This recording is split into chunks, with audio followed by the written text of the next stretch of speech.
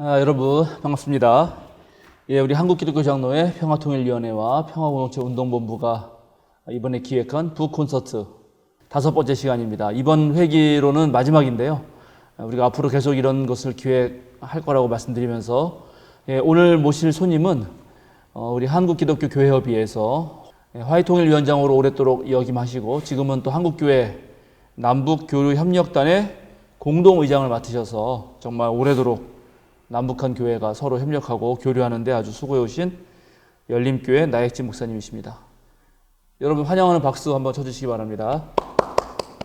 감사합니다. 목사님 제가 소개 간단하게 드렸지만 그래도 목사님 소개 부탁드리고요. 한국교회 남북교류협력단은 최근에 생긴 거죠? 그것도 좀 소개해 주시면 그렇죠. 고맙겠습니다.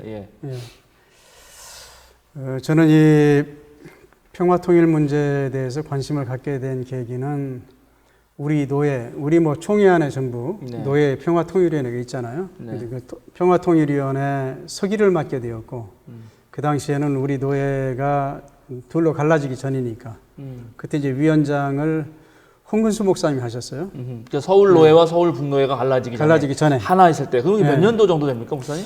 80년대지. 저기 홍근수 목사님 계셨다면은 그렇죠. 80년대 후반이겠네요. 그때 이제 서기를 맡아서 이렇게 일을 하면서 관심을 갖게 됐고요. 그러면서 이제 분단의 아픔이 얼마나 큰지를 여러 가지 기획들을 해가면서 깨닫게 되었고, 특별히 이제 성경을 읽으면서 우리가 마태복음 5장에 보면 그런 얘기가 있잖아요. 예물을 드리러 왔다가 형제와 다툰 일이 생각나거든. 예물을 제단에 놓고 가서 다툰 형제하고 화해하고 난 다음에 이제 예물을 드려라.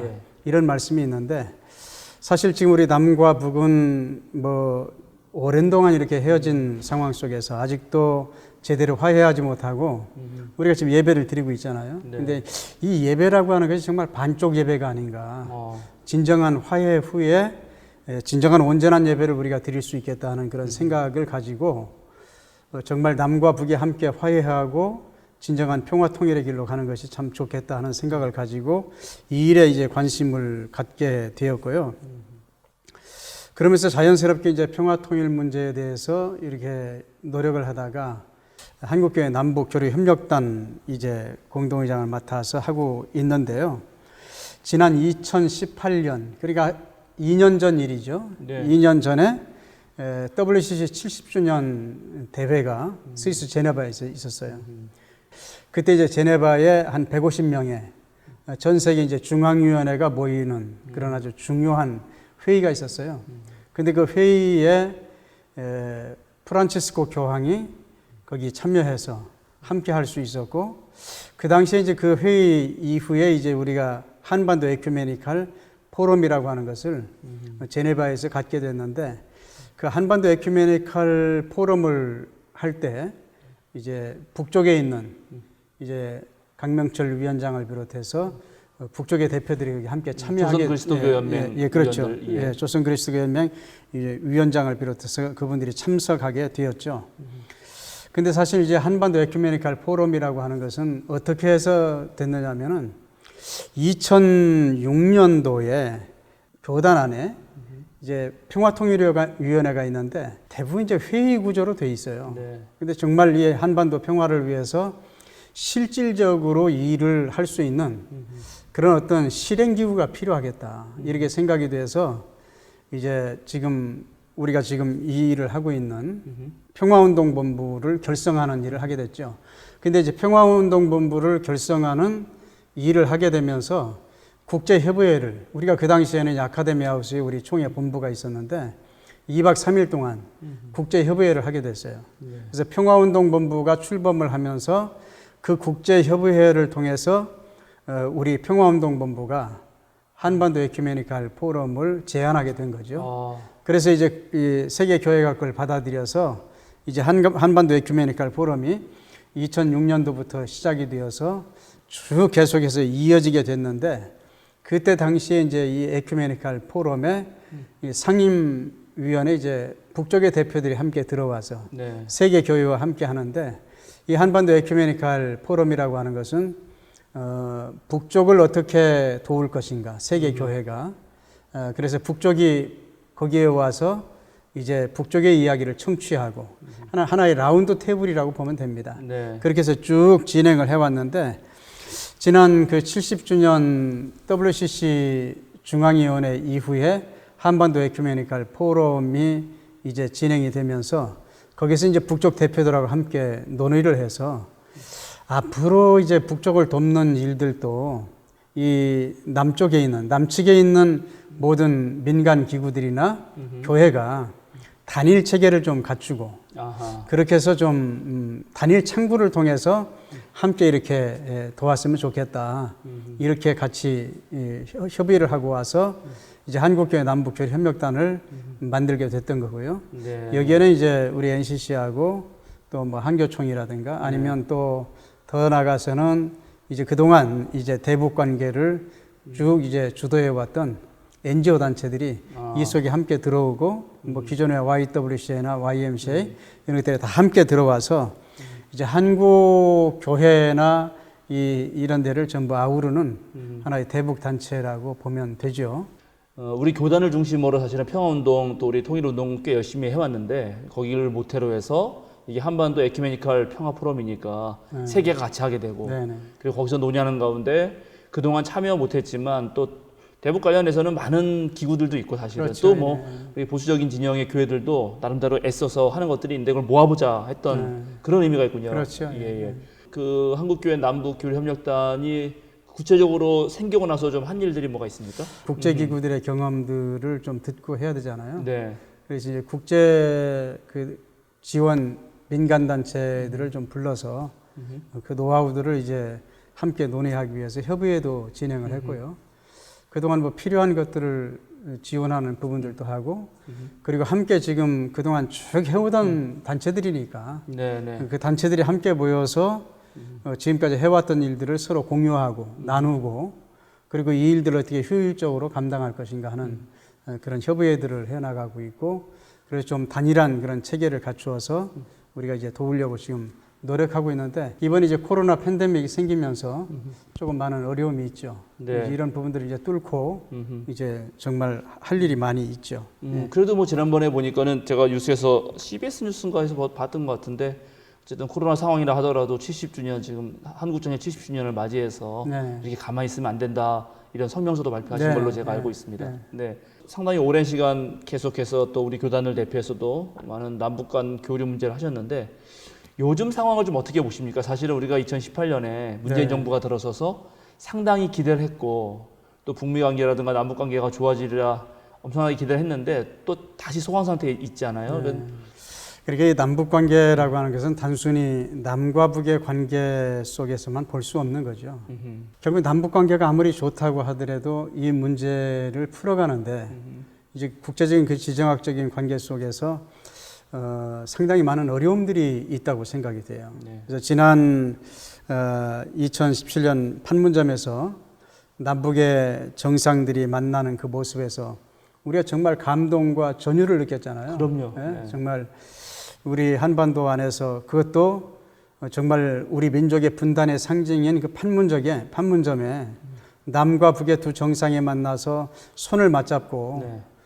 정말 군사 분계선을 넘나들고 도보다리를 그렇게 네. 함께 연인처럼 네. 이제 걸어 다니고 또 함께 같이 테이블에 앉아서 차를 나누면서 정말 이 민족 문제를 남과 북의 정상이 얘기하는 모습을 보면서 아 이제는 이 한반도의 진정한 평화가 왔구나 네. 이런 생각을 아마 남과 북의 8천만 국민들이 다 아마 마음속에 가졌으리라고 이렇게 생각이 돼요. 우리 문재인 대통령께서 평양 군중들이 모여있는 15만 군중 앞에서 능라도 경기장에서 경기장. 정말 연설하는 그런 모습들 그걸 또 북쪽에 있는 인민들이 함께 호응해주는 그런 모습들을 보고 또 일정에도 없는 백두산 산행까지 하고 네. 그 백두산 산 정상 꼭대기에 가서 남과 북의 정상이 함께 손을 맞잡고 올리면서 정말 우리 민족의 미래를 풀어가겠다고 하는 그 의지를 보면서 아 이제는 남과 북이 자주적으로 뭔가 할 수도 있겠다 하는 생각을 아마 누구나 마음속에 다 품었고 그 감동스러운 장면을 아마 잊을 수가 없었을 거예요. 도저히 만날 것 같지 않던 네. 북미 정상들이 만났잖아요. 네, 그것도 또한 네. 정말 뭐 북미 정상들이 만나게 되고 싱가포르에서 만나고 나중에 하노이에서 결국은 회담이 결렬이 되긴 했습니다만은 그러나 나중에 또 이 판문점에서 남북미 네. 정상들이 또 한번 이렇게 서로 만나는 이런 모습들을 보면서 지금까지 우리의 역사 속에서 없었던 일들이 네. 그동안 짧은 이 몇 년 사이에 이어졌기 때문에 정말 이제는 새로운 길이 열릴 거라고 하는 그런 기대를 가졌습니다만은 역시 정말 오랜 동안 동서냉전의 시기에 결국 그 냉전이 만들어낸 결국 이 국제전, 한국전쟁이라고 하는 그 깊은 골 속에서 이렇게 분단된 이 상황이 녹록하지는 않다. 실질적으로 지금 한반도가 처해 있는 상황이 쉽지 않죠. 대북제재라고 하는 또 큰 틀이 있고 또 이제 분단 문제는 또 유엔사가 지금 그 부분을 지금 지배하고 있는 이런 상황 속에서 이런 문제들을 하나하나 풀어가야 되는 이런 상황 속에서 정부도 이 일을 추진하려고 하다가 상당히 위축된 그런 상황 속에 있고 대북 지원을 하는 단체들도 결국 대북 제재라고 하는 이 틀 속에 지금 걸려서 상당히 지금 답보 상태에 있다고 이렇게 생각이 됩니다. 이제 앞으로 이제 문재인 정부가 이제 새로운 통일부 장관을 임명하고 또 국정원장을 새로 임명하면서 새로운 의지를 가지고 남북 문제를 풀어가려고 하는 그런 의지는 가지고 있는 것 같아요. 네. 그래서 앞으로는 인도주의적인 면이라든가 우리가 정말 독자적으로 할 수 있는 부분들을 좀 과감하게 이렇게 추진을 해서 거기에 이제 교회를 비롯해서 민간 단체들이 정부가 할 수 없는 일들을 정말 민간 단체들이 할 수 있도록 정부가 그 길을 좀 열어주고 그렇게 좀 활력을 좀 가지고 이 남북 문제들을 풀어갈 수 있는 길을 찾아가야 되리라고 생각합니다.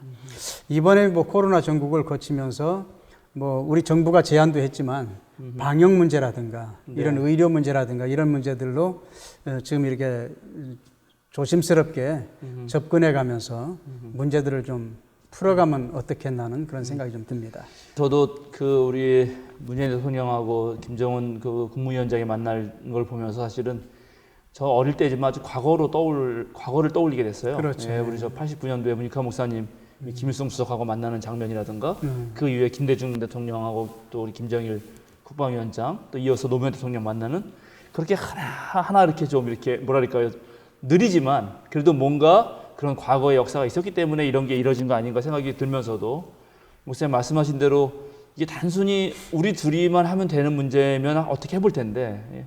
북한이 또 미국하고도 걸려 있고 옆에 뭐 중국, 일본, 뭐 소련 다 할 것 없이 러시아 할 것 없이 다 그러니까 쉽지 않은 것 같아요. 그런데 이제 또 생각해 보는 거는 외부는 외부라 하더라도 우리끼리라도 좀 마음을 모아야 될 텐데 의외로 우리 이 한국 사회 뭐 일반 시민들 또 뿐만 아니라 교인들이 이 북한 교회에 대해서 특별히 그리고 조선 그리스도교 연맹에 대해서 오해도 많고 네. 아 저기는 사회주의 정권이니까 네. 무슨 그런 다 그 기독교 신앙이라는 건 다 가짜다 뭐 이렇게 오해하는 부분도 많아요 사실은. 네. 그래서 우리가 이거를 좀 풀어가려고 계속 몇 차례 지금 얘기를 해오고 있는데 목사님 또한 조선 그리스도 연맹 네. 많이 만나고 교류하셨지 않습니까? 그리고 북한에도 제가 다녀오시는 걸로 네. 알고 있는데 좀 그때들의 그 직접 다녀오신 분, 그러니까 함께 예배를 드리고 그 가정교회 교인들을 만나고 그 북한의 목사님들과 그 조선 그리스도 연맹을 이끌어가는 뭐 강명철 위원장이라든지 그 위원장들을 만나면서 느꼈던 어떤 목사님의 체험 이런 것들을 좀 한번 들려주셔도 좋을 것 같습니다. 예, 저는 조선 그리스도 연맹과 많은 일을 해왔어요. 네. 제가 이제 2003년도, 그 2003년도에 우리 총회 네. 평통위원장을 했었는데, 그때 총회 평통위원장을 할 때 처음으로 평양에서 초청을 받았어요. 네. 그래서 평양을 이제 방문하게 됐는데, 그 이후로 여러 번 이제 평양을 방문하게 됐죠. 근데 제일 기억에 남는 일은 평양을 방문한 후에 그 다음에 이제 2004년도 초에 한독 협의회가 이제 순차적으로 늘 열렸는데 네.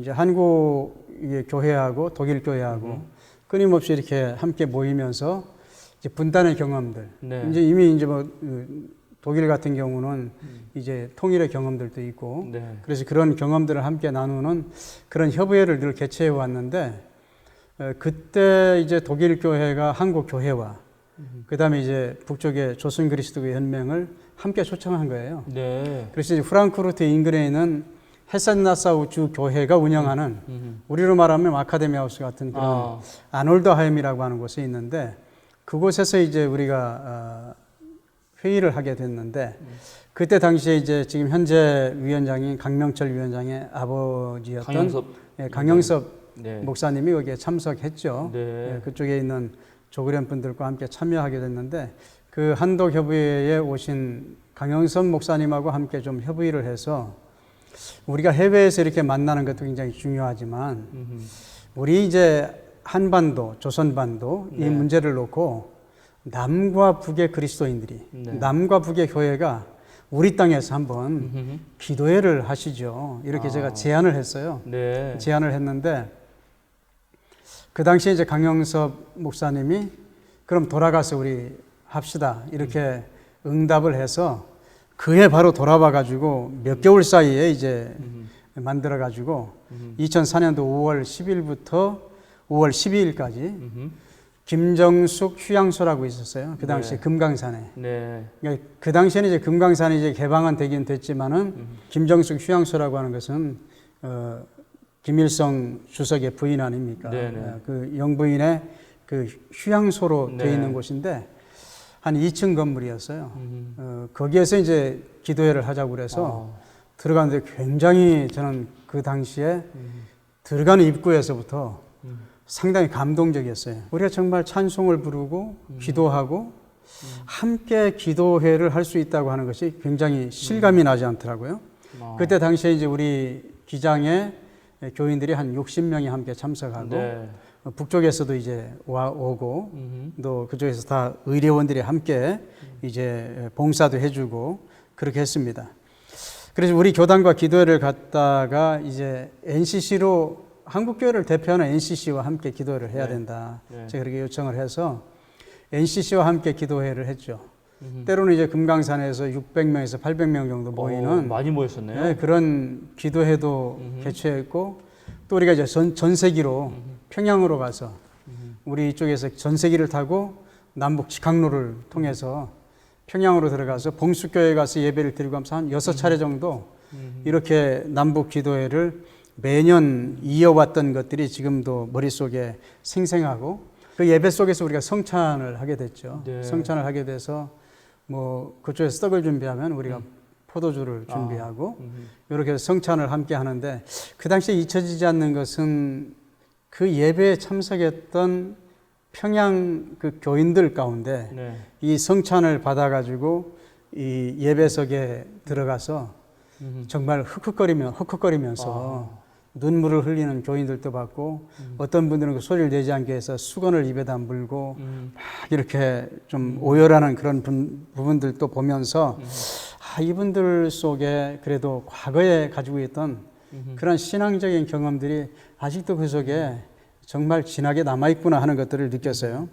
특히 그 성가대가 부르는 아름다운 찬양은 뭐 지금도 잊을 수가 없이 생생하게 기억하고 있습니다. 북측은 북측 나름대로 살아가는 방식이 있죠. 우리와 좀 체제가 다르고 그리고 우리는 민주주의면서 자본주의 사회이고 또 북측은 사회주의 체제잖아요. 그러니까 이게 서로 다른 그런 방식, 서로 다른 체제만 잘 이해하면 서로가 문제가 될 것이 없습니다. 우리가 함께 이렇게 만나보면 언어도 같잖아요. 그렇죠. 그리고 뭐 살아온 정서들도 비슷하기 때문에 뭐 체제는 좀 다르지만은 그냥 만나면 금방 친해져요. 그리고 서로 마음이 통하는 것을 금방 느껴지게 돼요.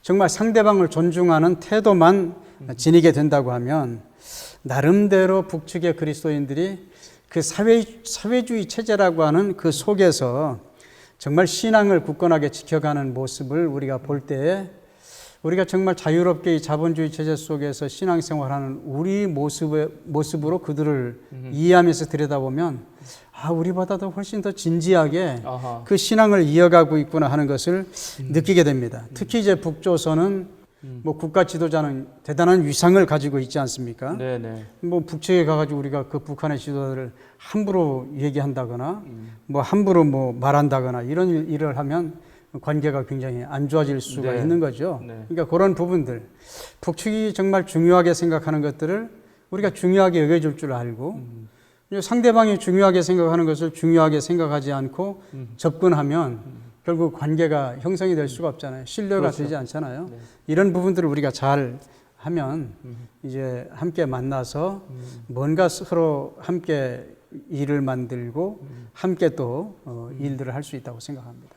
그 이제 우리 앞서서 김웅수 교수님이라든가 또 이제 북한에 자주 왔다 갔다 하는 최재형 목사 말을 네. 제가 들으면서 좀 저도 깨달았던 건데, 저는 그 개인적으로는 서울로에 있을 때 네. 그 한일 청소년 수련회를 그 서울로회가 같이 했어요. 네. 그러면 이제 우리 한국의 청소년들과 그다음에 우리 일본의 청소년들이 같이 만나서 수련을 그렇죠. 하는 건데, 일본은 그 기독인 인구가 상당히 적잖아요. 그러니까 그 거기서는 일본인들 사회에서 기독인이라는 것은 약간 왕따 비슷하게 그렇죠. 그런 한 느낌을 가져요. 1% 정도 네, 아주 적으니까. 그러니까는 그런 상황에서 그리스도교 신앙을 갖는다는 게 이 친구들에게는 되게 진지하더라고요. 그러니까 어린 애들인데도 우리 한국 청소년보다도 훨씬 더 진지한 느낌을 받았어요. 근데 제가 그런 경험 속에서 있다가 이번에 이런 기회를 통해서 이제 그 김웅수 교수님을 통해서 북한 개신교가 어떻게 해방 이후에 발전했는지도 듣고 또 최 목사님 얘기도 듣다 보니까 북한 또한 사회주의 정권 하에서 그 그리스도교 신앙을 유지하기 위해서 이 소수의 그리스도인들이 얼마나 진지하게 그 신앙들을 유지해 왔는가. 그리고 동시에 이제 어쩌면 우리보다 훨씬 더 북한은 그 사회주의 정권이 꿈꾸는 어떤 또 나름대로 이상향이 있죠. 그것들을 함께 그 그리스도인들이 일종의 토착화라고 할까요? 자신들의 토착화? 그것들을 함께 해나가면서 고민하고 있는 부분이 있다. 그래서 오히려 우리가 이제 그런 것들을 좀 배워야겠구나. 그러니까 어떤 면에서는, 그렇죠. 그러니까 우리 사회에서 어떻게 알맞는 그리스도교의 문화를 만들어내고 좀 정착시킬 수 있을까 하는 고민을 같이 하게 됐습니다. 그렇죠. 그래서 목사님 말씀하신 대로 여전히 우리가 성찬을 하면서 또 주님의 돌아가심을 생각하면서 눈물을 흘릴 수도 있고, 또 성찬이라는 게 정말 그게 원래 한 잔으로 마시는 거 아닙니까? 그러니까 모두가 하나 된다는 이 그렇죠. 느낌 상당히 뭐랄까 감동을 주었을 거라고 저도 뭐 예측이 됩니다. 근데 역시 문제는 우리 아직도 남한 그리스도인들 입장에서는 이 조국련에 대한 인정을 잘 하지 않고, 심지어 뭐 또 최근에 그 국경선 지역에서 일부러 막 그 남한 쪽에서 기획적으로 뭐 선교를 한다든지 하면서 그 선교 방식이 사실은 상대를 배려하지 않는 제국주의적 선교의 모습이 보이기도 하는데, 그런 것에 대해서는 좀 어떻게 우리가 좀 깨우쳐야 될지 목사님 좀 한두 마디 해주시면 좋을 것 같아요. 예. 제가 북한이 사회주의 체제라고 얘기했잖아요. 네. 그러니까 기독교도 사회주의 체제 안에서 이해해야 된다는 거죠.